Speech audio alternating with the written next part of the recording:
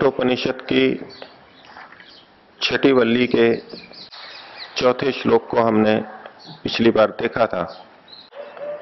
परमात्मा का किस स्तर का ज्ञान हमको होना चाहिए अथवा परमात्मा का किस तरह का ज्ञान भिन्न भिन्न स्थितियों में होता है, उसको 5वें श्लोक के अंदर बताया, ताकि हमें इस बात का बोध रहे कि परमात्मा का जो ज्ञान हमें हुआ है वो हमको जन्म मरण के चक्र से छुड़ाने वाला है अथवा नहीं है। 5वें श्लोक में यमाचार्य कहते हैं, यथा दर्शे तथात्मनि यथा स्वप्ने तथा पितृलोके यथा अप्सु परिवददृशे तथा गंधर्वलोके छाया तपयोरिव ब्रह्मलोके। परमात्मा के ज्ञान की बात चल रही है, उसी प्रसंग को यहां पर हम लेंगे। तो कहा यथा आदर्शे तथा आत्मनि, तो दर्पण को आदर्श कहा गया। तो कहा कि यथा आदर्शे, जिस प्रकार से हम दर्पण में देखते हैं तथा उसी प्रकार से आत्मनि, आत्मा के अंदर भी देखते हैं। किसको देखते हैं? प्रसंग चूंकि ब्रह्म का है इसलिए आत्मा में ब्रह्म को देखते हैं, परमात्मा को देखते हैं। दर्पण में हम किस प्रकार से देखते हैं? वस्तु जैसी होती है वैसी की वैसी दर्पण के अंदर हमारे को दिखाई देती है। दर्पण कभी झूठ नहीं बोलता। हमारा चेहरा जैसा है वैसा वो दिखा देता है, वस्तु जैसी है वैसी की वैसी वो दिखा देता है। तो जब आत्मा के अंदर परमात्मा का दर्शन होता है, परमात्मा का बोध होता है, वो उसी प्रकार से ठीक ठीक होता है जैसा कि दर्पण में सांसारिक वस्तुओं का दर्शन होता है। एक समझाने के लिए बात कही गई, यहां इसका यह तात्पर्य नहीं है कि जैसे दर्पण में रूप का ज्ञान होता है ऐसे आत्मा के अंदर परमात्मा के रूप का ज्ञान होता हो। परमात्मा में तो रूप गुण है ही नहीं, लेकिन जो गुण परमात्मा में है वो गुण आत्मा के अंदर जब दिखाई देंगे तो वैसे ही होंगे जैसे कि दर्पण में हमको यथा स्थिति ज्यों की त्यों दिखाई देती है। दर्पण को देखते समय हमें किस बात का बोध रहता है? हम दर्पण को देख रहे हैं अथवा उसमें दिखाई देने वाली वस्तु को देख रहे हैं। हम ध्यान केंद्रित करें तो हम केवल दर्पण को देख सकते हैं, उसी पे ही हमारा ध्यान केंद्रित रहे। लेकिन जिस समय हम दर्पण का उपयोग करते हैं अन्य वस्तु को देखने के लिए, वहां वो वस्तु मुख्य बन जाती है और दर्पण गौण बन जाता है। हम उस समय दर्पण को नहीं देख रहे होते कि दर्पण कितना बड़ा है, कितना मोटा है, चारों तरफ का फ्रेम, इसका आवरण किस तरह का है, चौखट किस रंग की है, हम ये नहीं देख रहे होते। हम तो वस्तु को देख रहे होते हैं। यदि हम सामने खड़े हैं और अपने बालों को संवार रहे हैं तो वहां हम बस अपने को देख रहे हैं, दर्पण को नहीं देख रहे। और यदि बस के अंदर चल रहे हैं और पास वाले दर्पण से पीछे से आने वाली बस को देख रहे हैं, उस समय हमारा प्रयोजन पीछे से आने वाली बस है, तो भी वो चालक दर्पण को नहीं देखता। दर्पण का स्वरूप देखना गौण हो जाता है और पीछे आने वाली बस को देखना मुख्य हो जाता है। तो दर्पण में जिस प्रकार से हम दिखाई देने वाली वस्तु को ही मुख्य देखते हैं और दर्पण गौण हो जाता है, नगण्य प्राय हो जाता है, शून्य अस्तित्व जैसा हो जाता है, ऐसा ही जब आत्मा में परमात्मा को देखते हैं तो आत्मा भी जो कि दर्पण की तरह से है, जिसमें हमें परमात्मा का साक्षात्कार हो रहा है, वो आत्मा भी गौण रूप हो जाती है। और इसकी संगति योग दर्शन के समाधि की परिभाषा वाले सूत्र से हमें दिखाई देगी। वहां कहा, तदेवार्थ मात्र निर्भासम स्वरूप शून्यमिव समाधि। जिस अर्थ का हम बोध कर रहे हैं उसी का आभास होता है, और जो उसका स्वरूप होता है, अपना रूप, आत्मा का अपना रूप, वो शून्य जैसा हो जाता है। पूरा समाप्त नहीं होता लेकिन शून्यवत हो जाता है।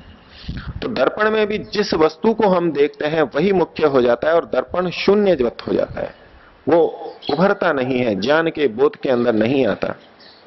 तो कहा एक तो परमात्मा का दर्शन इस स्थिति में होता है, यथा आदर्शे तथा आत्मनि। जब आत्मा में दर्शन होगा तो वो दर्पण की तरह से होगा। लेकिन जिन्होंने आत्मा में परमात्मा को नहीं देखा, जिनकी समाधि नहीं लगी, उनको भी क्या परमात्मा का कुछ बोध होता है? इसी तरह से वो जानते हैं? तो कहा कि हां, दूसरे भी तरीके हैं। उसके बारे में आगे कहा, यथा स्वप्ने तथा पितृलोके। पितृलोक में भी परमात्मा का कुछ ज्ञान होता है, लेकिन वो होता है उस तरह का यथा स्वप्ने, जैसे कि स्वप्न में हमें किसी वस्तु का ज्ञान होता है। पितृलोक क्या है? पितृ का मतलब है जो हमारी रक्षा करते हैं। पाति इति पितृ, जो हमारी रक्षा करते हैं उन्हें पितृ कहते हैं। लोक के अंदर भी जो हम पितर शब्द का प्रयोग करते हैं अपने बुजुर्गों के लिए, बड़े माता पिता के लिए, वरिष्ठों के लिए, अनुभवी व्यक्तियों के लिए, उनके लिए भी पितर शब्द का प्रयोग किया जाता है। और विद्वानों को भी पितर कहा जाता है, क्योंकि वो ज्ञान के माध्यम से हमारी रक्षा करते हैं। और महर्षि दयानंद ने पितर शब्द का एक अर्थ विद्वान भी किया है। तो विद्वानों के लोक में, विद्वानों की संगति में, जहां विद्वान ही विद्वान रहते हो, जहां ज्ञान की चर्चा चलती हो, वहां भी ब्रह्म का कुछ ज्ञान होता है। तो जब पिछले श्लोक में कहा कि जब तक परमात्मा को, ब्रह्म को नहीं जान लोगे तब तक जन्म मरण चलता रहेगा, तो नचिकेता के मन में, साधक के मन में यह बात आएगी कि विद्वानों के पास भी मैं ब्रह्म को जानता हूं, विद्वानों से भी ब्रह्म की चर्चा सुनता हूं, तो क्या उस ज्ञान से मेरा ये जन्म मरण का चक्र छूट जाएगा? उतने ज्ञान मात्र से जन्म मरण का चक्र छूट जाएगा? तो यमाचार्य सावधान करते हुए कह रहे हैं कि विद्वानों के पास पितृलोक में जो ज्ञान होता है, अथवा बड़े बुजुर्गों के द्वारा जो परमात्मा की बात हमको बताई जाती है, वहां परमात्मा का ज्ञान किस स्तर का होता है? यथा स्वप्ने, जैसे कि स्वप्न में होता है। स्वप्न में क्या होता है? स्वप्न में हम वस्तुओं को देखते से प्रतीत होते हैं, लेकिन वास्तव में वहां वस्तु नहीं होती। दर्पण में जिस समय हम देखते हैं उस समय वहां वास्तव में वस्तु होती है, तब दर्पण में दिखाई देती है। दर्पण के आसपास वो वस्तु वास्तव में रहती है, लेकिन स्वप्न के अंदर वस्तु की और स्वप्न में होने वाले बोध की बहुत दूरी होती है। और स्वप्न के अंदर उल्टा सीधा, कुछ तिरछा भी, उटपटांग भी हमको दिख जाता है। स्वप्न में जो देखा गया वो वास्तविक स्वरूप है, इसको हम नहीं कह सकते। कभी ठीक भी बोध हो सकता है और कभी गलत भी बोध हो सकता है। इसी प्रकार से विद्वानों के लोक में जो ब्रह्म का ज्ञान होता है वो वास्तविक ज्ञान नहीं होता, वो वस्तु तत्व का सीधा साक्षात्कार नहीं होता, वो तो केवल स्वप्न की तरह होता है, केवल विचार मात्र होता है। जिस प्रकार दिन में देखी हुई बातों को हम स्वप्न के अंदर देखते हैं, दिन में विचारी हुई बातों को स्वप्न में देखते हैं, इसी प्रकार से विद्वानों की वाणी से या पुस्तकों से पढ़ करके, सुन करके जो बोध हमारे को होता है वो परमात्मा का ऐसा ही बोध है जैसे कि स्वप्न में होता है। इस बोध को ये नहीं समझ लिया जाए कि इससे मेरा जन्म मरण का चक्र छूट जाएगा, इतने मात्र से मेरे जन्म मरण का चक्र छूट जाएगा। स्वप्न में जिस वस्तु का हम बोध करते हैं उसके लिए कभी नहीं कह सकते कि मैंने वस्तु का साक्षात्कार किया है। सपने में जिस वस्तु को देखते हैं लगता यही है कि जैसे मैं प्रत्यक्ष कर रहा हूं, जिस समय स्वप्न देख रहे होते हैं, लेकिन उठने के बाद कोई भी इस बात को स्वीकार नहीं करता कि मैंने वास्तव में उसका प्रत्यक्ष किया है। स्वप्न स्वप्न होता है। उसी प्रकार से हमको ये बोध होना चाहिए, ध्यान रहना चाहिए कि विद्वानों के द्वारा जो परमात्मा का बोध हो रहा है वो इसी स्तर का है। भ्रांति से इसको परमात्मा का साक्षात्कार न समझ लिया जाए। तो कहा यथा स्वप्ने तथा पितृलोके, पितृलोक में तो स्वप्नवत ही परमात्मा का ज्ञान होता है, थोड़ा सा ज्ञान होता है, वो वैचारिक स्तर पर होता है। फिर कहा कि ठीक है, विद्वानों के पास तो होता है, लेकिन विद्वानों से ऊपर योगी लोग भी होते हैं जिन्होंने स्वयं ब्रह्म का साक्षात्कार किया होता है। विद्वानों से सुन के कुछ ईश्वर के प्रति रुचि जगी, श्रद्धा जगी, कुछ साधना की, कुछ एकाग्रता बनी, और समाधि प्राप्त योगियों के पास जाकर के भी तो कुछ ज्ञान होता है, वो भी तो कुछ बताते हैं। एक विद्वान बताते हैं और एक योगी जन बताते हैं, वहां भी बोध होता है। वहां किस प्रकार का बोध होता है? तो कहा यथा अपसु परीव ददृशे तथा गंधर्व लोके। यथा अपसु, जैसे जल में हमको दिखाई देता है, स्वप्न की अपेक्षा जल में जो चीज दिखाई देती है वो वास्तविकता के अधिक निकट होती है। लेकिन जल में जो दिखाई देता है वो दर्पण में दिखाई देने से बहुत भिन्न होता है। जल में जो दिखाई देगा वो आड़ा तिरछा वास्तविक स्वरूप वाला दिखाई दे, आवश्यक नहीं है। जल की तरंगों के अनुरूप वो दिखाई देगा, लेकिन कुछ झलक अवश्य मिल जाती है। वस्तु की कुछ झलक अवश्य मिल जाती है जल के अंदर भी। तो कहा यथा अपसु, जैसे कि जल के अंदर परि इव ददृशे, परि को ददृशे के साथ जोड़ेंगे, परि ददृशे। गंधर्व शब्द के अनेक अर्थ मिलते हैं। महर्षि दयानंद ने अपने भाष्य में गंधर्व का एक अर्थ किया जो कि इस प्रसंग में बिल्कुल उपयुक्त है। वैसे गंधर्व सूर्य को भी कहते हैं। गाम पृथ्वीम धरती इति गंधर्व, जो पृथ्वी को धारण करता है उसे गंधर्व कहते हैं। गौ शब्द पृथ्वी के लिए भी प्रयोग होता है, गौ शब्द वाणी के लिए भी प्रयोग होता है।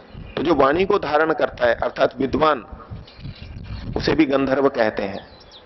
वेदवाणी को जो धारण करता है उसे भी गंधर्व कहते हैं। लेकिन विद्वान का प्रसंग हम पितृलोक के अंदर ले चुके हैं, इसलिए अब गंधर्व में वाणी को धारण करने वाले विद्वान का अर्थ नहीं लेंगे। महर्षि ने गंधर्व का एक अर्थ किया,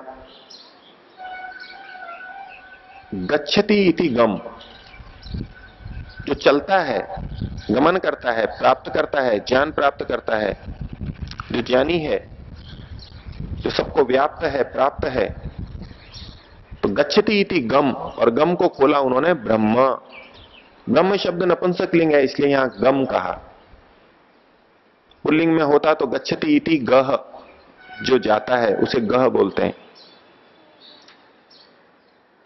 और यहां महर्षि ने शब्द लिखा गम, नपुंसक लिंग में बना के, और आगे उसको खोल दिया ब्रह्म। तो गच्छति इति गम अर्थात ब्रह्म, और तद्धरति स गंधर्व, जो इस ब्रह्म को धारण करता है उसे गंधर्व कहते हैं। जो ब्रह्म को धारण करता है, जिसने ब्रह्म को अपने अंदर धारण किया है, अर्थात जिसने ब्रह्म का साक्षात्कार कर लिया है, जो योगी है, उनका जो लोक है, उनके द्वारा जो परमात्मा का स्वरूप बताया जाता है वो किस प्रकार का होता है? तो कहा जैसे कि जल के अंदर हमको अपना प्रतिरूप या वस्तु का स्वरूप दिखाई देता है। यमाचार्य ये संकेत करना चाहते हैं कि योगियों के बीच में रह करके, ब्रह्म के साक्षात्कार किए हुए व्यक्तियों के बीच में रह करके, उनके मुख से परमात्मा के स्वरूप को सुन करके ये मत समझ लेना कि हमने परमात्मा का पूरा साक्षात्कार कर लिया है। उनसे भी जो बोध होगा वो जल में बोध होने के समान है। जो व्यक्ति विद्वानों के पास में पहले जान करके, शास्त्रों को पढ़ करके फिर योगियों के पास में गया, कुछ अपनी भी स्थिति बनाई, कुछ एकाग्रता की स्थिति में पहुंचा, उनके निर्देशन सहयोग से जो अब बोध हो रहा है वो बस थोड़ा जल में झलक मिलने के समान बोध हो रहा है। तो कहा यथा अपसु परीव ददृशे तथा गंधर्व लोके। तो सबसे पहले व्यक्ति विद्वान के पास जाता है, पितृलोक के पास जाता है, जब उसे ब्रह्म की जिज्ञासा होती है। फिर उसको बोध हुआ, उसके बाद में और जिज्ञासा बढ़ती है कि जिन्होंने ब्रह्म का साक्षात्कार किया मैं उनके पास में जाऊं। वहां जल में झलक के समान उसको कुछ बोध होता है। फिर उसको और उत्सुकता बढ़ती है, वो स्वयं समाधि लगाता है और फिर अपनी आत्मा में परमात्मा का साक्षात्कार करता है। तो वो उस प्रकार से है यथा आदर्शे, जैसे कि दर्पण में साक्षात देख लेता है। इससे यह भी बोध होता है कि परमात्मा का साक्षात्कार आत्मा के अंदर होता है, सीधे आत्मा के अंदर होता है, न कि मन के द्वारा। मन के द्वारा अन्य वस्तुओं का साक्षात्कार समाधि में होता है, लेकिन परमात्मा का साक्षात्कार तो आत्मा में ही सीधे सीधे होता है। तो इस प्रकार के ज्ञान से जन्म मरण के चक्र से व्यक्ति छूट जाता है। लेकिन दर्पण के अंदर हम देखते हैं कि आत्मा यानी दर्पण और उसमें दिखाई देने वाली वस्तु उसमें अभेद जैसा हो जाता है। वह मुख्यतः देखने वाली चीज की हो जाती है और वहीं योगी व्यक्ति कह उठता है कि अहम ब्रह्मास्मि, मैं तो जैसे ब्रह्म ही हो गया हूं, अपने स्वरूप को भूल सा जाता है। तो क्या यही परमात्मा का वास्तविक स्वरूप है? क्या परमात्मा को जानने की यही अंतिम स्थिति है? वेदांत के मानने वाले, अद्वैतवाद के मानने वाले इस बात को प्रस्तुत करते हैं कि सबसे बड़ा सिद्धांत अद्वैत का है, जहां त्रैत नहीं रहता, तीन नहीं रहती, दो नहीं रहता, केवल एक ब्रह्म रहता है। यह सबसे ऊंची स्थिति है। वो अपने आप को परमात्मा में इतना लीन समझता है कि जैसे मैं ही आनंदमय हो गया हूं, जैसे मैं ही परमात्मा हो गया हूं। इतनी एकाकार की स्थिति होती है। लेकिन क्या यही अंतिम स्वरूप है? समाधि को प्राप्त करके इस जन्म के बाद में मुक्ति में जब व्यक्ति जाता है, ब्रह्मलोक में जाता है, वहां क्या स्वरूप रहता है? असंप्रज्ञात समाधि में परमात्मा का जो स्वरूप जाना और मुक्ति में जाने के बाद में जो स्वरूप जाना, उसमें क्या भिन्नता है? अद्वैतवादी कहते हैं कि परमात्मा में जब लीन हो जाता है, मुक्ति को प्राप्त करता है, तो लीन हो जाता है, कुछ भेद नहीं रहता। यमाचार्य उस ब्रह्मलोक में स्थिति को बताते हुए कह रहे हैं आगे, छाया तपयो इव ब्रह्मलोके। ब्रह्मलोक में ज्ञान की क्या स्थिति रहती है? जब मुक्ति में चला जाता है तब क्या स्थिति रहती है? तो कहा छाया तपयो इव। छाया और आतप यानी धूप, धूप और छाया के समान स्थिति रहती है। अर्थात वो धूप को धूप मान रहा है और छाया को छाया मान रहा है, दोनों को अलग अलग देख रहा है। धूप और छाया में भिन्नता है। धूप में प्रकाश अधिक है, छाया में प्रकाश कम है। तो मुक्ति में जाकर के आत्मा परमात्मा में लीन नहीं हो जाता, परमात्मा में स्थित रहता है, उसके प्रकाश से प्रकाशित रहता है, लेकिन उसे इस बात का बोध रहता है कि मैं परमात्मा की तरह सर्वज्ञ नहीं हो गया। परमात्मा की अपेक्षा मेरा ज्ञान अभी भी कम है, आतप और छाया के समान। परमात्मा का जो आनंद है, मेरे को जो आनंद मिला है वही आनंद मिला है, लेकिन जिस तरह से परमात्मा आनंदित है उस स्तर का आनंदित मैं भी नहीं हो सकता। मुक्ति में मेरी सामर्थ्य बढ़ गई है, अव्याहत गति से इधर उधर जा सकता हूं, लेकिन फिर भी सामर्थ्य इतनी नहीं बढ़ गई जैसी कि परमात्मा की है। यह है पूर्ण विवेक की स्थिति। विवेक का मतलब ही होता है कि व्यक्ति पृथक पृथक करके देखता है, दूध का दूध और पानी का पानी, ये इधर, ये ऐसा, ये उधर, ये ऐसा। तो जो अद्वैत की स्थिति प्रतीत होती है, एकत्व की स्थिति प्रतीत होती है, उससे भी ऊंची स्थिति है ब्रह्मलोक में, जहां बिल्कुल ठीक ज्ञान होता है कि आत्मा का मेरा अपना अस्तित्व अल्पज्ञ अल्प शक्तिमान ये है और परमात्मा का सर्वज्ञ और सर्वशक्तिमान स्वरूप है। तो कहा छाया